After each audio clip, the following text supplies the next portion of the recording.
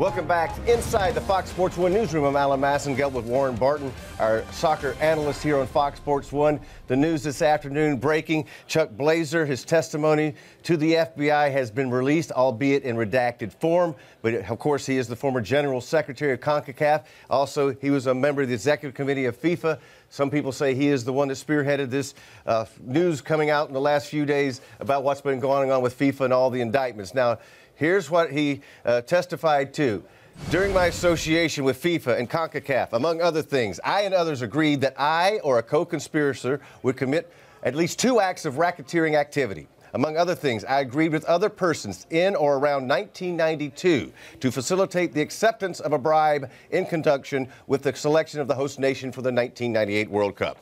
Beginning in or about 1993 and continuing through the early 2000s, I and others agreed to accept bribes and kickbacks in conjunction with the broadcast and other rights to the 1996, 98, 2000, 2002, and 2003 Gold Cups.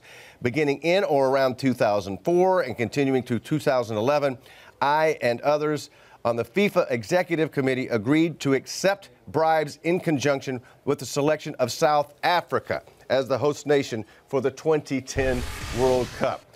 That's a mouthful, Warren, but we will now bring in our Fox Sports 1 legal analyst, Rob Becker, who joins us from New York. Rob, the first question on people's minds is, why do you think that Sepp Blatter resigned? I think because his position was untenable. He was caught between a rock and a hard place. Normally, when you find out you're the subject of a government criminal investigation, your lawyer calls you and says, keep your mouth closed, don't talk to the press or anyone. Anything you use could be used against you, or you could be found making inconsistent statements. His problem is he was the head of FIFA, and it was his job to speak to the media. So he couldn't have it both ways. And I think over the weekend his lawyers convinced him that he had to resign so that he would not find himself having to talk about all these events, some of which he may be, eventually be a defendant about. In addition, we had going on in the background, I'm sure, sponsorship companies, FIFA dealing with Visa, etc., putting pressure and saying we want this guy out. And it may also be the case, guys, that last week when the news first broke, he may have even realized that he was going to have to resign, but he may have decided that he wanted to finish the election because he didn't want Ali to take over and wanted to get to this week, where if he resigned this week, anyone could be the next person rather than just Ali. That's interesting. Order to block somebody he didn't particularly favor. Now, Blazer's facing any number of charges. Is it unusual for a person to go deep into a scandal to cut a deal in exchange for such extraordinary cooperation in the system, Rob? Well, so far we don't know exactly what sort of penalty he's going to get. He's charged with the same crimes as everybody else.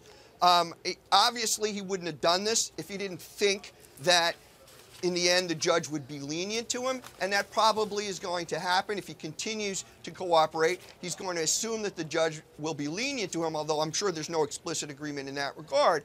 And if that's what happens, that is really, we've discussed this as how this is a racketeering organization. It's been treated in the same way that you would treat organized crime, where you turn the lower people against the people higher up. And if they turn against the people higher up, they normally expect they'll be treated a little nicer when they're sentenced. And so I think that's what he's counting on, in the same way that a mid-level mafia lieutenant might think that he'll be treated nicer if he turns against those above him. Rob, Warren Barton here as well. You spoke about there maybe lesser people. Is it just the legal chance and the stance will be for the executive committee, or will now this go through the whole of FIFA? Does everyone have to answer questions through the legal side? Well, anyone who was involved in bribes and who the U.S. government can get control of, which they may not be able to get everyone, particularly who's outside of the United States, but anyone who, if you file the money, was involved in bribes or kickbacks, could be fair game for an attempt to get them to give information. But I think if you're the federal government, you're aiming at the highest point, which is the executive committee and Blatter, and you have, as you just quoted from Blazer, saying that he and others on the executive committee, when he was on it, were involved in bribes for the choosing of World Cups.